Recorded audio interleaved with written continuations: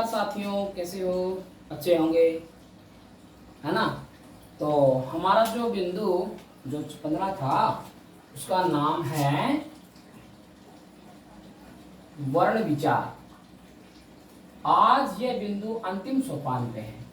ठीक है, आज ये बिंदु अंतिम सोपान पे है और आज हम इस बिंदु में जो पढ़ेंगे वो है क्या? शब्दकोश व साहित्य कोश। शब्दकोश व साहित्य कोश उपयोग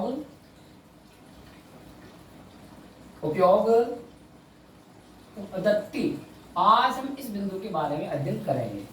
ध्यान रखना, इस बिंदु से मतलब एसआई का एग्जाम हो, चाहे रीट का एग्जाम हो, चाहे पटवार का एग्जाम हो, मतलब हर राजस्थान के जितने भी एग्जाम होते हैं उनमें इस एग्जाम से संबंधित सवाल पूछे जाते हैं। और सवाल कौन से तरीके से इसमें से मतलब पूछे जाएंगे वो आज आपको समझाया जाएगा। तो आपको ये जो बिंदु है ना, इसको एकदम ध्यान से समझ के आपको इसका अध्ययन करना होगा। तो ध्यान देना, एक बात यह है कि चाहे भाषा कोई भी हो, मतलब सारी भाषाओं का अपना अपना शब्दकोश होता है। ठीक है, चाहे भाषा कोई भी हो, सभी भाषाओं का अपना अपना क्या होता है? अपना अपना होता है, शब्दकोश होता है। ठीक है, जैसे मान लो कि अपनी भाषा अंग्रेजी है तो अंग्रेजी भी भाषा का क्या होता है? शब्दकोश होता है। वैसे हिंदी भाषा का भी क्या होता है? शब्दकोश होता है। अपने मोबाइल के अंदर अपन जो लिखते हैं, किसी का नाम लिखते हैं, तो आपने ये देखा होगा कि फोन बुक के अंदर सारे जो नाम लिखे होते हैं ना, वो क्या है कि अल्फाबेट के अकॉर्डिंग लिखे होते हैं। जैसे सबसे ऊपर जो नाम आएंगे, वो नाम जो आएंगे ना सबसे पहले, वो ए वाले नाम आएंगे, उसके बाद में बी वाले नाम आएंगे और अंत में नाम आएंगे कौन से? आएंगे जेड वाले। मतलब ये इनका क्या है? ये इनका एक क्या हो गया? ये एक क्रम है। ठीक है, तो वैसे ही अपने हिंदी भाषा जो है इसका भी क्या होता है? शब्दकोश होता है। ठीक है, तो ध्यान में ये रखना है कि हिंदी भाषा का जो शब्दकोश होता है ना, तो उसमें सबसे पहला कौन सा व्यंजन या स्वर होता है, ये ध्यान में आपको रखना है। तो एग्जाम में देखो सवाल ऐसे आएगा, एक मिनट ध्यान देना सभी कि हिंदी शब्दकोश के अनुसार प्रथम वर्ण कौन सा होगा? और क्या इसके अंदर अपने पास में 4 ऑप्शन आ जाएंगे। अपने पास में 4 क्या आ जाएंगे? ऑप्शन आ जाएंगे। तो मैं हिंदी के अनुसार लिखता हूं, है, कै, अंग और है। अब आपको ध्यान में रखना है क्या? हिंदी शब्दकोश के अनुसार सबसे पहला व्यंजन यानी कि वर्ण कौन सा होगा? तो आपका इनमें से आंसर होगा क्या होगा? क्योंकि अभी तक आपने इसका अध्ययन भी किया नहीं है, तो आपको इसका आंसर सही आएगा। तो आप लोग ध्यान देना, हिंदी शब्दकोश के अनुसार सबसे पहला जो वर्ण होगा वो क्या होगा? अंग होगा, अनुस्वार वाला होगा। इसका मतलब इसमें हमारा सी ऑप्शन राइट हो गया। ठीक है, अब ध्यान देना, ऐसे आ जाए हिंदी शब्दकोश के अनुसार यहाँ पर प्रथम की जगह लिखा हुआ आ जाए क्या? द्वितीय। ध्यान देना कि प्रथम की जगह क्या लिखा जाए कि हिंदी शब्दकोश के अनुसार द्वितीय वर्ण कौन सा होगा। तो आपको कौन सा बताना है, ध्यान रखना। अब मैंने ये आपके ऑप्शन आपके सामने है ही, तो ध्यान दो कि द्वितीय इसमें व्यंजन कौन सा होगा, वो वर्ण कौन सा होगा।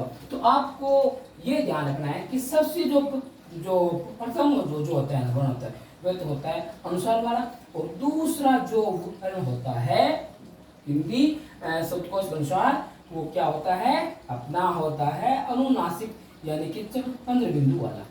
तो इसमें ऑप्शन कौन सा राइट हो जाएगा दूसरे के लिए, ऑप्शन ए राइट हो जाएगा।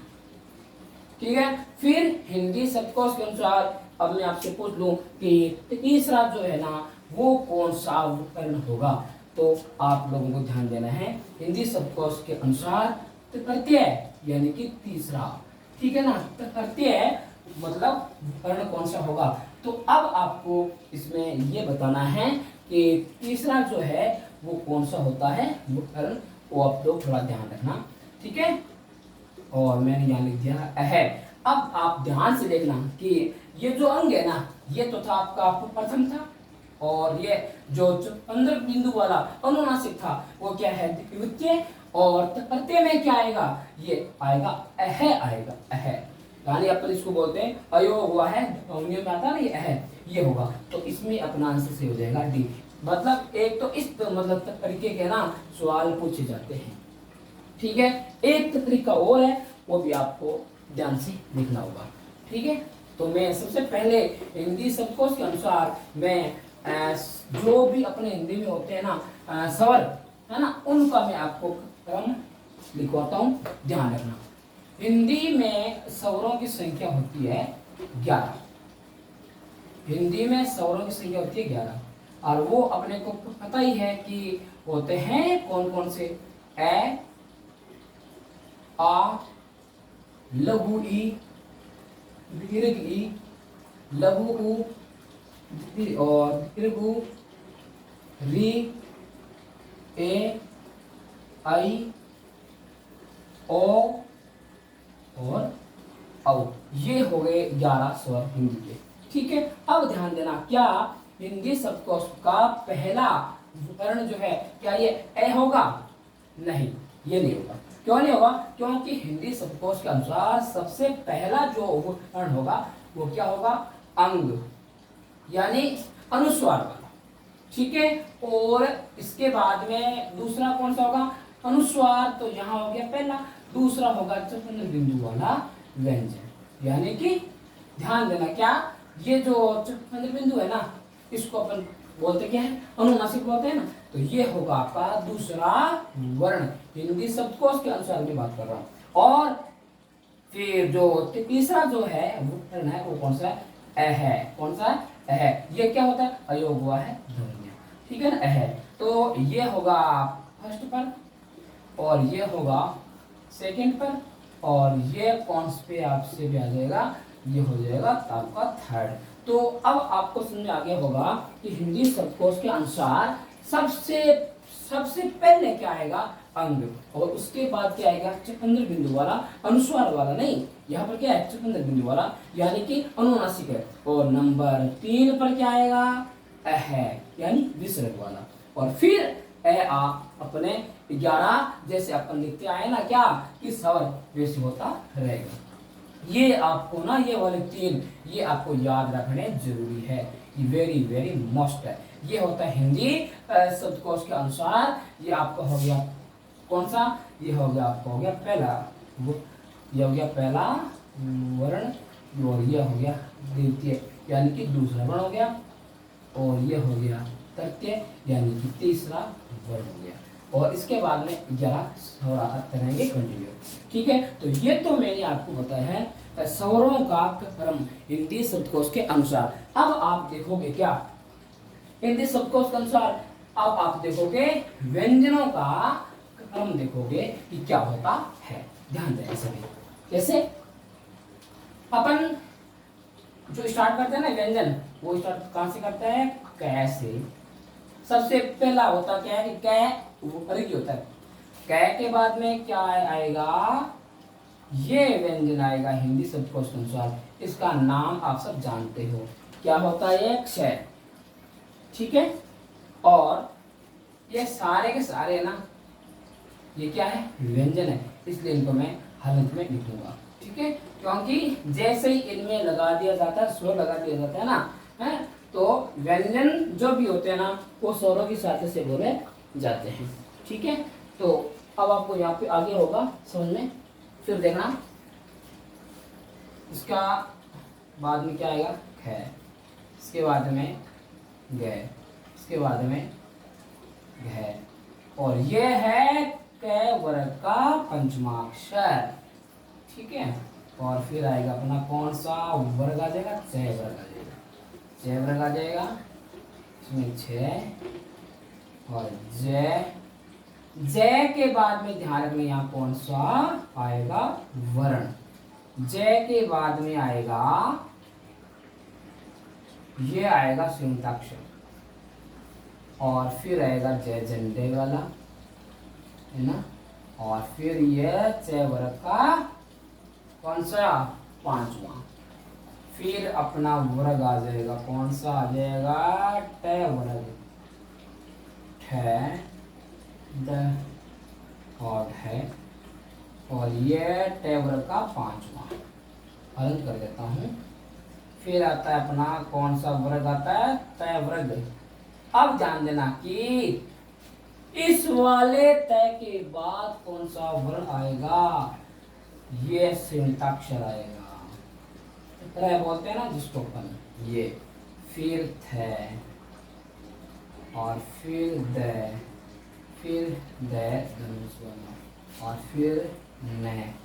ठीक है, फिर अपना आ गया प वर्ग, प और फ ब और मैं। देखना यहाँ तक कंप्लीट हो गए हैं पांचों वर्ग, 5 वर्ग यहाँ कंप्लीट हो गए। ठीक है, अब आएगा उस व्यंजनों में, ये र ल और व। अब आएगा कौन सा, ये अंतस्थ व्यंजन है, सॉरी, है ना। अब आएगा उस व्यंजन स। अब ध्यान, इस स के बाद अलग ये जो स है ना, इसके बाद में कौन सा संयुक्ताक्षर आएगा, श्री गणेशाय नमः वाला श्र, ये ध्यान देना। ठीक है, उसके बाद में आएगा मूर्धन्य स, उसके बाद आ जाएगा कौन सा से आ जाएगा, अंत्य से आ जाएगा, और फिर आ जाएगा है। अब आपको इन मतलब इन 4 संयुक्ताक्षरों की एकदम ध्यान रखना पड़ेगा कि कौन सा संयुक्ताक्षर कहाँ आता है। अब एग्जाम में कैसे पूछा जाता है, ध्यान देना। एग्जाम में आपसे ऐसे पूछा जाए कि ख वर्ण से, ख वर्ण से पहले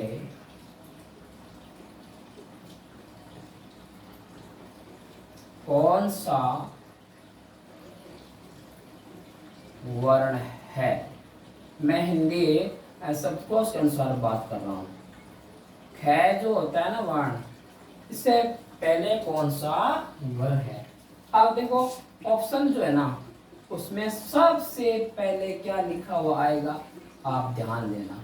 ऑप्शन ए में लिखा होगा क और फिर ये क्ष, ठीक है ना, और फिर ग, और फिर ऐसे भी आ सकता है उपरोक्त में से कोई नहीं, उपरोक्त में से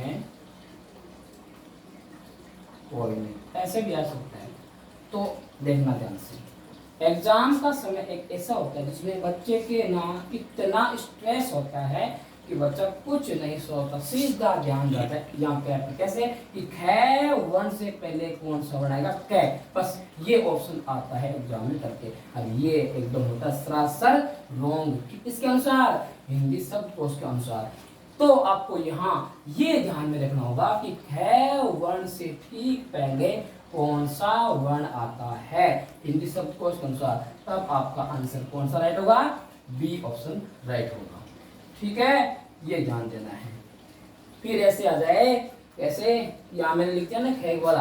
अब ऐसे आ जाए एग्जाम में क्या कि हिंदी शब्दकोश के अनुसार, हिंदी शब्दकोश के अनुसार ये जो वर्ण है कौन सा, जय, जय वर्ण से पहले कौन सा वर्ण आएगा?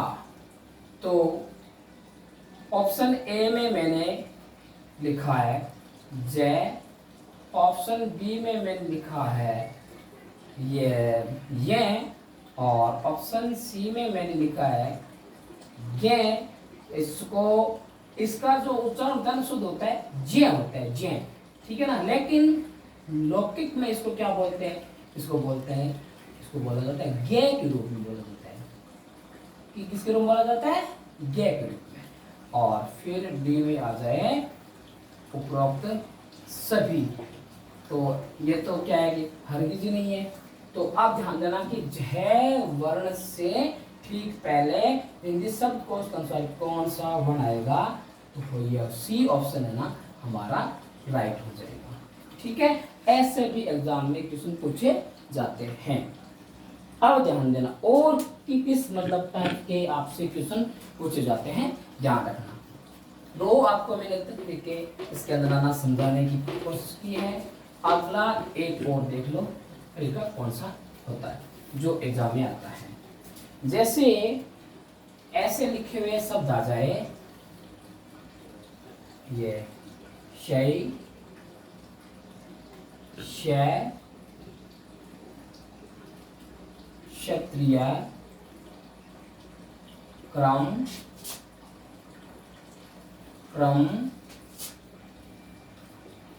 यह आ गया आपका कम और क्या। ये 5-6 आपको दे दिए जाते हैं शब्द और आपसे ऐसे पूछ लिया जाता है कि शब्दकोश के अनुसार इनका सही क्रम कौन सा होगा।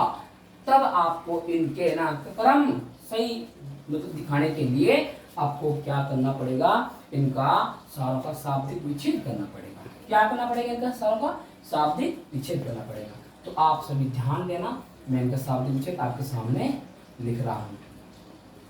ये लिखा है ना मैंने, शय का पहले शाब्दिक विच्छेद देखो ध्यान से। कै हलंत और से हलंत और ए का बनता है, ये क्षय बनता है। फिर ये और फिर हो गया अपनी बड़ी ई, ये इसका शाब्दिक विच्छेद हो गया इसका। अब देखते हैं शय का शाब्दिक विच्छेद क्या होता है, ध्यान देना। कै हलंत, से कौन सा ये से हो गया मूर्धन्य, फिर ए स्वर आ गया, फिर ये हलंत और फिर इसमें ए स्वर, दोनों का मैंने लिख दिया। अब मैं क्षत्रिय की शाब्दिक विच्छेद लिख रहा हूं, ध्यान देना। कै हलंत, शय मूर्धन्य और फिर ए स्वर आ गया, फिर ये हलंत आ गया तय, रे हलंत आ गया, फिर यहाँ पे ये बड़ी की मात्रा है ना, तो इसमें आ गया कौन सा आ गया स्वर, बड़ी ई आ गया। फिर ये के लिए ये हलंत और ए स्वर। अब ध्यान देना, अपन लिख रहे हैं किसका? क्रम का शाब्दिक विच्छेद कर रहे हैं, ठीक है ना। तो ये तो ना कै, ये तो कै है ना, ये आधा है और इसके नीचे जो ये लगा रे, ये पूरा है। तो लिखेंगे कैसे कि कै हलंत, रे हलंत, फिर ए हो गया स्वर हो गया। फिर मैं के लिए मैं हलंत और ए स्वर आ गया। फिर ये हो गया। अब इस आगे वाले क्रम का शाब्दिक विच्छेद करते हैं इस क्रम का। तो कै हलंत हो गया, ए इसमें स्वर हो गया और रे इसका हलंत हो गया, क्योंकि ऊपर जो होता है वो क्या होता है? आधा रे होता है, ठीक है। और मैं हलंत हो गया और ए हो गया। अब मैंने इसका भी लिख दिया। अब मैं लिखूंगा कम का शाब्दिक विच्छेद, मैं लिखा कम, ध्यान देना। ये कै हलंत हो गया, कै में ए ऐड कर दिया स्वर, तो हो गया कै पूरा। मैं हलंत कर दिया और फिर ए हो गया स्वर हो गया। यह मैंने इसका लिख दिया, किसका? कम का। अब मेरे को शाब्दिक विच्छेद लिखना है इसका क्या का, ध्यान देना। कै अपना आप में हलंत है, ये हलंत किया मैंने और आ कर दिया स्वर। ये मैंने जितने भी शब्द आगे लिखे थे ना, इन सब का मैंने शाब्दिक विच्छेद किया है। अब इन शाब्दिक विच्छेद के आधार पर ही अपने इसका क्रम है ना वो निर्धारित करेंगे। तो ध्यान देना कि क्रम कैसे होते हैं निर्धारित, जब तक ये समान मतलब क्या है कि व्यंजन मिलते हैं ना, तब तक कोई भी क्रम निर्धारित नहीं होते। जैसे इसमें भी क्या है, इसमें भी हलंत क्या है, इसमें भी क्या है, इसमें भी क्या है, इसमें भी क्या है, इसमें भी क्या है, इसमें क्या है, तो यहाँ से शब्दों का क्रम निर्धारित नहीं होगा क्योंकि सारों में सेम सेम आ रहा है। फिर देखते हैं अगला व्यंजन क्या है। मूर्धन्य स, इसमें मूर्धन्य स, इसमें भी मूर्धन्य स, और फिर इसमें र आ गया, फिर यहाँ पे ए है, फिर इसमें भी ए है, और यहाँ पे ये। तो देखो व्यंजन से पहले सुर आते हैं, तो इन दोनों को आप ध्यान से देखना, किन किन को, एक तो इस क्रम को और एक से इस क्रम को। इसमें भी ए है, इसमें भी ए है ना, ए और ए यहाँ पे सेम आ गया, तो इनका भी निर्धारण यहाँ तक से हुआ नहीं है। फिर आगे देखो रे और यहाँ में। अब ध्यान दो कि व्यंजन में पहले रे आता है या मैं आता है, पहले मैं आता है, इसलिए ये जो शाब्दिक विच्छेद है ना, ये वाला ये आएगा सबसे पहले। तो ये जो कम है ना, ये कम, ये आ जाएगा एक नंबर पे, ठीक है। अब ध्यान देना 2 नंबर पे कौन सा आएगा, तो कै, ए और मैं के बाद में रे होता ही है, और उसके बाद में ये हो गया आपका मैं, और ये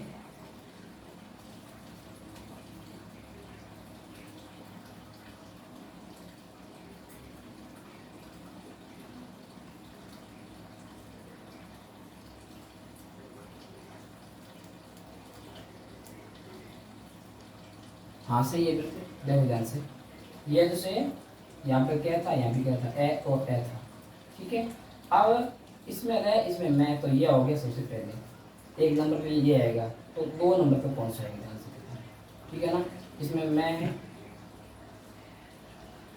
तो ये आएगा 2 नंबर पे, 2 नंबर पे इसको देंगे, ठीक है। तो ये आ गया 2 नंबर पे आ गया। अब जिनका अपनों ने स्थान निर्धारित कर दिया, उसको अपन वहां से हटा भी सकते हैं, ठीक है। ध्यान देना, इनका हमने स्थान क्या कर दिया, निर्धारित कर दिया, इनको यहाँ से हटा भी सकते हैं, ठीक है। अब जो बच्चा है उस पर ध्यान देखना ध्यान से। इसमें भी क्या है, इसमें भी क्या है, इसमें भी क्या है, इसमें भी क्या है, इसमें भी क्या है, यहाँ से स्थान कोई भी निर्धारित नहीं हुआ। अब ध्यान, इसमें भी स, इसमें स, इसमें स, इसमें रह, इसमें ये। अब ध्यान से देख लो कि इन मतलब व्यंजनों में सबसे पहले व्यंजन कौन सा आता है, ये व्यंजन सबसे पहले आता है ना, ये व्यंजन पहले इनसे।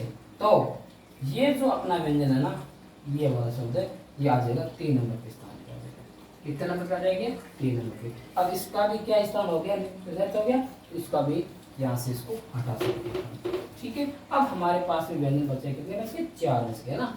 अब हमारे पास में सब 4 बच गए, अब इनका स्थान करेंगे, निर्धारित करेंगे।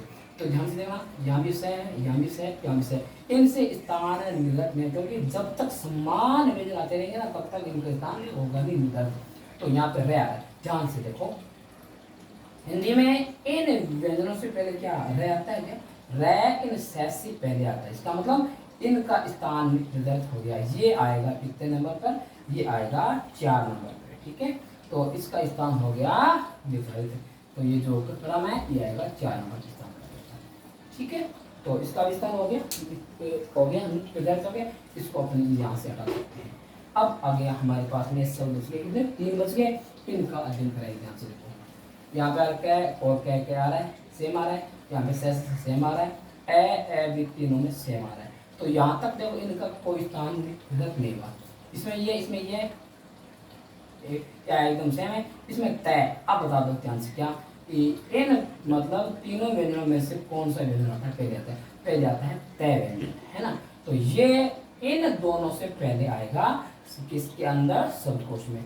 ये हमारा 5वां हो गया, शब्द हो गया, ठीक है। तो अब इसका भी स्थान हो गया, निर्धारित हो गया, तो इसको अपन यहाँ से हटा सकते हैं, ठीक है।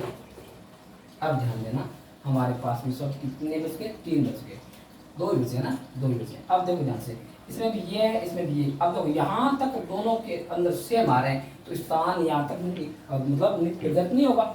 अब आगे क्या, इसमें ए है, इसमें बड़ी ई है, तो अब ध्यान से देखो कि ए पहले आता है या बड़ी ई पहले आता है? पहले ए आता है ना, तो इसका स्थान कौन सा हो गया? 6 नंबर, ये आएगा 6 नंबर पे, और ये अंत में ये 7 नंबर पे आ जाएगा। ठीक है, तो देखो हिंदी शब्दकोश के अनुसार जो ये आपके सामने दिख रहे हैं ना शब्द, इनका देखो ये क्रम ऐसे होगा, पहले सबसे पहले आएगा कम, उसके बाद में आएगा ये वाला आ जाएगा क्रम, उसके बाद में आ जाएगा क्या, उसके बाद में क्या आ जाएगा?